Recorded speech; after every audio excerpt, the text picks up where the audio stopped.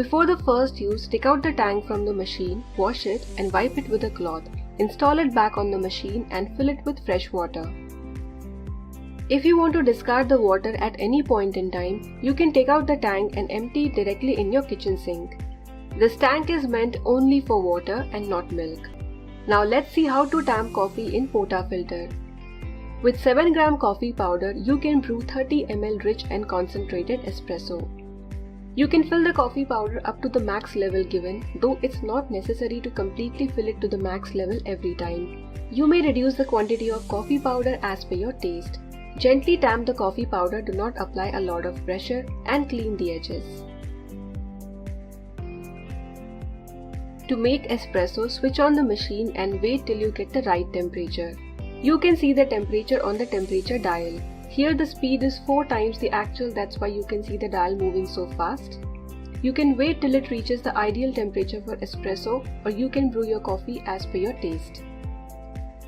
Once the dial reaches the ideal temperature to brew coffee, the indicator below would stop blinking and you can brew your coffee. However, before that, discard a little water. This will ensure that you get the right temperature of espresso. Wipe it using a damp cloth. Now place the portafilter into the insert position and rotate it till it comes to the lock position. You might have to do it a little tightly, but ensure that it comes in the lock position that is perpendicular to the coffee machine. Now place your coffee cup or mug and click on the brewing button, that is the button which has a cup symbol on it. The coffee brewing will not stop automatically. You will have to press the button once again to stop brewing. You may brew it for 20 to 25 seconds. It could be more or less depending on the strength of coffee you need. Since it's a 15 bar pressure machine, you get a nice concentrated espresso with rich crema. Crema is the layer of cream that you can see on top. Now you can brew cafe style espresso at home as per your taste. Now let's see how to make cappuccino. Switch on the machine and wait till you get the desired temperature. The blinking will stop once it attains the right temperature to brew coffee. Now place your portafilter till it comes to the lock position. Now place your mug. The amount of coffee you put in the portafilter could be as per your taste. You can go till the max level or you can have less coffee as per your desired taste. Click on the brewing button once again to stop brewing. In cappuccino, the milk, froth and coffee are almost in the same proportion. Next we want to build steam. For that, click on the steam button and wait till it reaches the right temperature. The speed of video here is 4 times the actual, that's why you can see the dial moving so fast.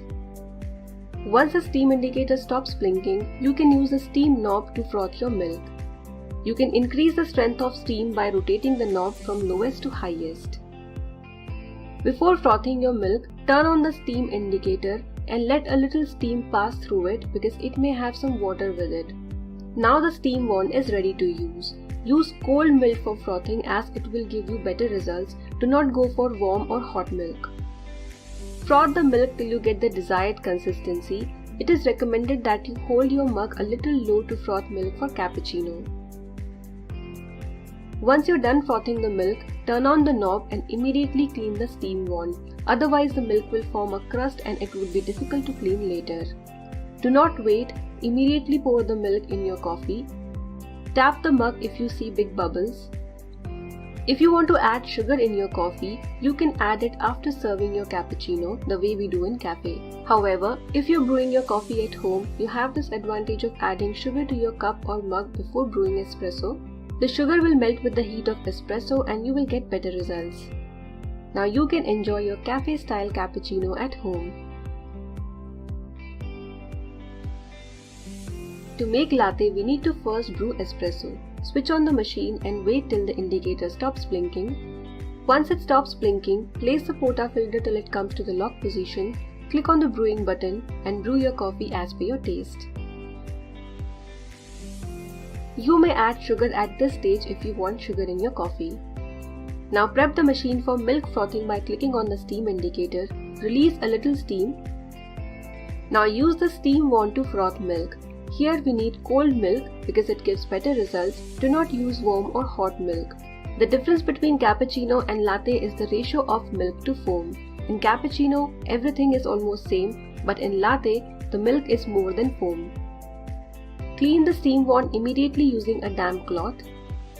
Tap your mug to remove big bubbles. If you are a pro at latte art, you can try a variety of latte art. I am not a pro, I am trying to keep it simple. You may use a paper stencil to make some design on your coffee. Sprinkle some cocoa powder using a sieve. Gently tap your sieve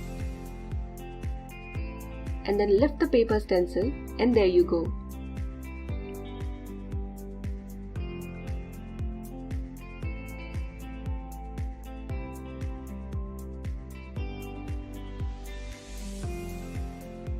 To make iced latte, the first step is to brew espresso.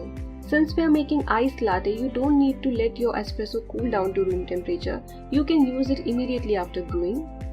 If you want sugar in your coffee, you can add it to the cup before brewing espresso. Now take a glass, add a lot of ice cubes and then pour your coffee. Here, the milk to coffee ratio depends on your taste, so you can keep it 50-50, 60-30. Next, add some chilled milk.